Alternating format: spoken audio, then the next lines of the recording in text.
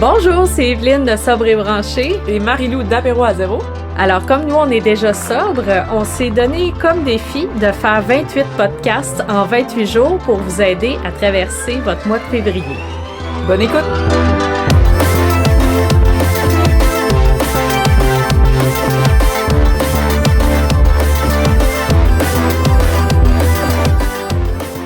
Hey, salut tout le monde! Bienvenue au podcast jour 2 de votre défi 28 jours. Salut Marie-Lou! Allô Evelyne! Comment ça va? Ça va bien toi? Ben ça va bien, merci. Alors aujourd'hui, on fait une petite dégustation de kombucha. Oui, on va faire un petit gin. Cheers! Cheers!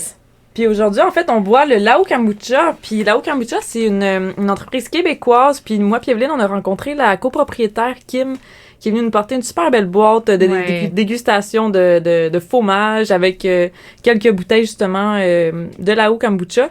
Puis on en a dégusté, on les a toutes dégustées, en fait. Puis je pense qu'il y en a un qu'on a plus aimé, là, le petit rosé. Je crois que c'était plus notre genre. Ouais, le petit rosé pétillant. Puis c'est vraiment ça son nom, je pense. C'est le rosé. Puis oui, c'est vrai, hein, il y a comme un petit effet effervescent. Oui, exact. Ça nous a fait un petit peu comme des petites bulles, hein? Ben c'est ça, on avait ça dans une petite coupe, tu sais, puis ça faisait vraiment comme un petit vin pétillant rosé. Puis, tu sais, en plus, le kombucha, qu'est-ce qui est le fun, c'est que ça a pas vraiment de sucre, c'est fait à base de thé. Puis, tu sais, ça a plus des effets un peu thérapeutiques. Tu sais, ça l'aide pour l'insomnie, justement pour la fatigue, dans le jour de la fatigue chronique, puis tout ça. Fait que, tu sais, pour le défi 28 jours, ça peut être le fun d'un fois d'alterner parce que du vin sans alcool ou, tu sais, d'autres choses, des fois, il y a beaucoup de sucre. Fait que du kombucha, ça peut être une belle alternative, là. Puis celle-là, ben, en tout cas, moi, je l'ai beaucoup aimée. Oui, moi aussi. Vraiment, c'est une belle découverte. Fait que là, au kombucha, vous pouvez les trouver, j'imagine, un petit peu partout. Un petit peu partout. Puis ils ont un site web, sûrement que leurs points de vente, en fait, sont écrits sur leur site web. Donc, Bon, fait qu'aujourd'hui, Marie-Lou, on va parler du fameux calendrier du défi 28 jours. Alors, ben non seulement on a fait notre défi, c'est de faire 28 podcasts en 28 jours, mais on a aussi créé un calendrier pour vous accompagner pendant votre défi. Ouais, puis justement, dans le calendrier, vous allez retrouver, il va y avoir des citations un peu de nos podcasts, tu sais, qu'il y a des phrases qui nous ont marqué de chaque podcast. Puis, vous allez avoir une petite case que vous pouvez vraiment cocher vos journées. Fait que, tu sais, des fois, il y a quelque chose de gratifiant d'avoir fait une semaine puis de cocher, tu sais, une semaine complète. Oui, c'est sûr de faire son suivi. C'est comme une espèce de petite récompense aussi à chaque jour de faire son petit crochet sur son calendrier. Tu sais, moi, je trouve ça super le fun. Puis en même temps, je trouve que d'avoir un calendrier comme qu'on affiche soit sur notre frigo ou dans notre bureau ou peu importe à un endroit qui est visible dans notre maison, tu sais, ça nous amène vers notre objectif. Tu sais, moi, je pense un peu au calendrier de l'Avent, tu sais, les calendriers comme de Noël. Tu sais, moi, j'aime vraiment ça parce que, tu sais, pour moi, décembre, c'est une période qui est super occupée pour toi aussi, j'imagine. Ouais. Puis, moi, ça me rappelle toujours comme mon objectif du 24-25 où je vais être en congé, tu sais, et puis je vais pouvoir en profiter. Donc, je sais pas, moi, on dirait que ça m'aide à passer à travers chaque journée, mais aussi un peu dans une perspective de, tu sais, nous on connaît bien la phrase « un jour à la fois » parce que, tu sais, c'est une phrase qui est assez connue dans le milieu de la sobriété. Mais je pense que vous pouvez approcher votre défi aussi de cette façon-là. Je sais pas ce que tu en penses. Absolument. Puis je trouve que justement, comme tu disais, tu sais, il y a quelque chose de gratifiant, mais en même temps, tu sais, c'est motivant de se dire, OK, il reste, mettons, 1 semaine, 2 semaines, mais comme qu'on disait dans le premier épisode, tu sais, de pas le voir nécessairement non plus comme une corvée, mais de dire, hey, j'ai fait, mettons, de célébrer, tu sais, j'ai fait 1 semaine. Puis, mais je pense que ça fait vraiment aussi comme un objectif. Tu sais, comme tu disais, un peu une vision plus de ton mois complet. Fait que t'as quelque chose qui t'attend à la fin, mais en même temps, tu vas être super content. Fait que oui, puis en même temps, je voulais juste dire que le calendrier, avant qu'on oublie, on peut se le procurer sur ton site web. Oui, mon site, moi, c'est www.sobreetbranché, parce que c'est femme.ca. Sobreetbranché.ca. Puis toi, c'est? Puis moi, c'est www.aperoazero.ca aussi. OK. Ben, écoute, moi, un autre des avantages de compléter chacune de ces journées, ça peut être aussi pour garder suivi. sais, de nos habitudes ou des changements qu'on observe aussi. Ouais. Tu sais, moi, je pense à un outil qu'on utilise beaucoup là, dans Sobre et Branché. Nous, on fait beaucoup de journaling à tous les jours, tu sais, pour voir où est-ce qu'on en est rendu. Puis moi, je trouve ça toujours le fun pour les participantes de noter, tu sais, quel changement que tu as. Puis moi, ça me rappelle justement les premiers mois quand j'ai arrêté de boire, tu sais, j'avais marqué justement tout... je faisais un peu du journaling, puis tu sais, je marquais les changements qui arrivaient dans ma vie. Puis maintenant, tu sais, 4 ans plus tard, je peux encore retourner voir, tu sais, ça. Puis c'est vraiment... tu vois toute l'évolution, puis tu vois que dès les premières semaines, là, j'ai remarqué que... Parce que récemment, j'ai été le relire, puis j'ai remarqué que dès les premières semaines, tu sais, mon sommeil était mieux, tu sais, il y avait beaucoup de choses en très peu de temps qui ont changé dans ma vie. Fait que je pense que vous aussi, de votre côté, vous allez pouvoir voir, vous allez pouvoir marquer justement des changements, tu sais, positifs, là, tu sais, qui arrivent, là.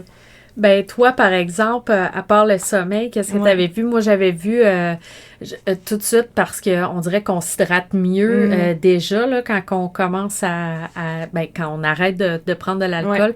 Moi, j'avais remarqué après pas longtemps que ma peau était comme vraiment plus belle, puis... tu sais, on désenfle. Je sais pas si t'as d'autres... Ouais, ben moi, c'était vraiment... C'est lointain, mais on essaie de s'en souvenir. Mais moi, c'était, je pense que... que je prenais plus soin de moi. Fait que, tu sais, juste en général, je sais pas, j'avais plus des routes. C'était pas nécessairement quelque chose, mais c'était juste en général, je m'occupais plus de moi. Fait que c'était un gros changement pour moi, justement, de faire ma petite routine de soir, ma petite routine de matin, puis justement, d'être juste plus en santé, mais comme... En général. En général, ouais, c'est ça. Puis je pense que, tu sais, le 28 jours, ça peut être une bonne occasion de commencer à observer ces changements-là positifs, tu sais, puis éventuellement, ben, de voir si vous voulez continuer ou des fois, peut-être de faire une autre période d'arrêt dans l'année ou, tu sais, c'est justement une bonne occasion pour se questionner aussi sur notre relation avec l'alcool, là, en général. C'est ça, j'allais dire. Puis, tu sais, de faire un peu de l'introspection, tu sais, exemple... Des fois, on va avoir une émotion qui va arriver, puis c'est là qu'on va avoir envie de boire. Mais tu sais, de s'arrêter puis de dire, tu sais, pourquoi que là, j'ai envie de boire, particulièrement à ce moment-là. Tu sais, c'est en lien avec quoi? Je sais qu'on va en parler plus tard dans les épisodes, mais je pense que dans votre journaling ou dans les suivis des habitudes, c'est des choses aussi que vous pouvez noter, tu sais. Ah, ben quand j'ai cette émotion-là, ben automatiquement, j'ai envie de boire. Tu sais, par exemple, moi, quand que... C'est pas nécessairement quand j'avais des émotions négatives, mais quand j'ai des émotions super positives, tu sais, mettons, une bonne nouvelle ou quelque chose, mais là, automatiquement, je voyais ça avec « faut que j'aille célébrer, faut que j'aille boire ». Ben oui, mais je pense que c'est un petit peu ça qui se passe aussi, mettons, avec la fin de semaine. Tu sais, c'est comme « ah, vendredi, j'ai passé ma semaine », tu sais, on n'est pas nécessairement déprimé d'être rendu à la fin de la semaine, là. Je pense que c'est plus pour un peu dans l'attitude de fêter, tu sais, c'est un petit peu plus de cet ordre-là, j'ai l'impression. Absolument. Puis, ben c'est ça, ben tu sais, ça peut être du stress, ça peut être de la fatigue aussi. C'est intéressant d'observer ça aussi, là. Moi, en tout cas, dans mon cas, c'était beaucoup la fatigue qui faisait que j'avais comme l'impression que le boire du vin, mettons, le soir, là, ça me repartait, tu sais, pour un petit bout, là, tu sais, puis être capable de passer à travers ma soirée, là. Puis, tu sais, à place de faire ça maintenant, tu sais, on va peut-être plus juste s'écouter puis se reposer. Oui, dans le fond, c'est peut-être juste ça qu'on aurait dû faire la première fois. C'est juste se reposer, là. D'écouter son... Mais... Nous autres, fallait l'apprendre à la dure, celle-là.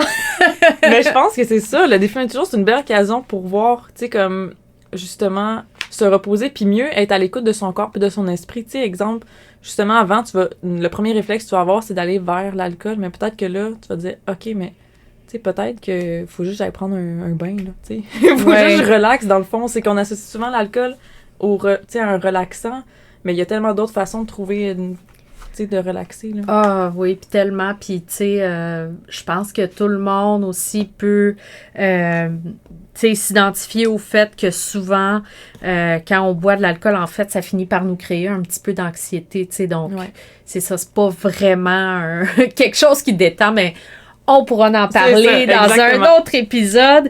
Mais je voulais dire aux gens que le calendrier qu'on offre sur mon site et sur ton site sont gratuits. Donc, c'est un outil que vous pouvez télécharger. C'est un PDF. Vous pouvez le partager aussi. Tu sais, exemple, que vous voulez le partager sur soit Facebook, Instagram, sur nos groupes ou peu importe pour vous dire « Hey, je suis rendue à telle journée » puis vous partagez une photo de votre calendrier où vous l'avez mis, je sais pas. Mais n'hésitez pas à le télécharger puis à le partager. Absolument. Puis si jamais vous êtes intéressé à faire du journaling, ben moi, j'ai des cahiers sobres et branchés aussi. Des fois, c'est le fun d'avoir quelque chose qui est dans la thématique puis qu'on veut vraiment comme garder comme une espèce de souvenir aussi de ça. Mais c'est un bon point, ça. Peut-être qu'on va en reparler, mais tu sais, justement, d'avoir un cahier pour votre défi, un petit cahier d'écriture.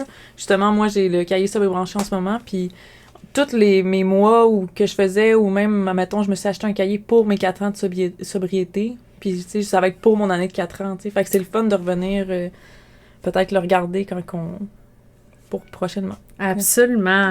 Ben, écoute, c'était super intéressant. J'espère que vous allez être nombreux et nombreuses à vous procurer le calendrier. Et, on se revoit demain, Marie-Lou! Bye bye! Merci, bye tout le monde!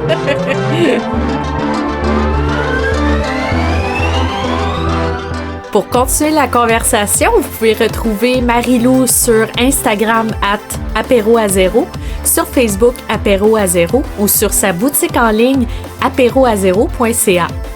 Puis vous pouvez retrouver Evelyne sur Instagram @sobrebranché, sur Facebook le groupe privé Sobre et Branché, puis sur son site web www.sobrebranché.ca.